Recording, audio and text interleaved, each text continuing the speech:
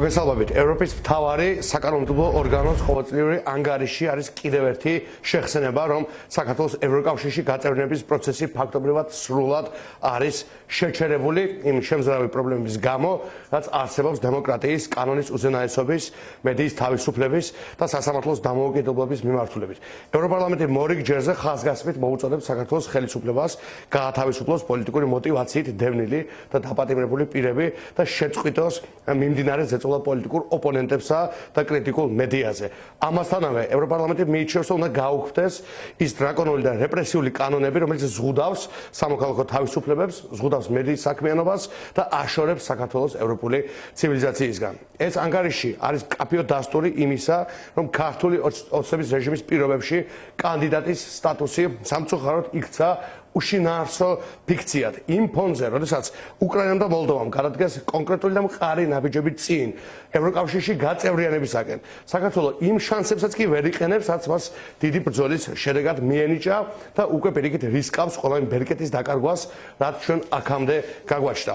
პარალელურად ბოლო პერიოდში საზოგადოებამ ნახა, რომ რეჟიმმა ვერც ამერიკის შეერთებულ შტატებში და ვერც ევროკავშირში ვერ შეძლო ურთიერთობების ნორმალიზება ქოცურ ფასად. ანუ მოქმედობის და სიტუაციის შემდგომი გაუარესების პირობებში. შედეგად გუშინ ნახეთ, რომ რეჟიმის სპიკერებმა უკვე აღიარეს, რომ მათ ხელშია იმ ნაბიჯების გადადგმა, რის გადადგმაც არის სწორი, მათ აღიარეს, რომ მათ გადასარევად იციან რა უნდა გააკეთონ, მაგრამ ამავე დროს აღიარეს და ქართულ ხალხს პირდაპირ უთხრეს, რომ ამას შეგნებულად არ აკეთებენ. მინდა საზოგადოებას შევახსენო, რომ ლელო ძლიერი საქართველოს 2 თვის წინ წარმოადგენულ დეესკალაციის კრიზისის დაძლევის ხედვაში ამბობდა თუ რა უნდა გაკეთდეს. პირველი, უნდა გათავისუფლდეს ყველა პოლიტპატიმარი, უნდა იქნას წაღებული რეპრესიული კანონები უკან, და უნდა იქნას ეს კანონები მთლიანად გაუქმებული და რა თქმა უნდა იქნას წარმოებული ახალი ერთიანი ეროვნული დიალოგი შესაძლო არჩევნებთან დაკავშირებით. სამწუხაროდ მაშინ ამ იდეას დაუპირისპირდა ყველა, მაგრამ დღეს ვხედავთ, რომ ყველა მხარეს უწევს გააზრება, რომ ეს იყო ერთადერთი სწორი გზა, რადგან ეს არის დეესკალაციის და კრიზისის დაძლევის ერთადერთი რეალური საშუალება. ახლა ვხედავთ, რომ თითქოს ოცნების რეჟიმი ცდილობს შეცვალოს საკუთარი რიტორიკა, მიუხედავად იმისა, რომ რუსეთის ნებას დამოკიდებული მარიონეტები ხან ერთს გვეუბნებიან და ხან მეორეს ბოლოს 70 საათის განმავლობაში.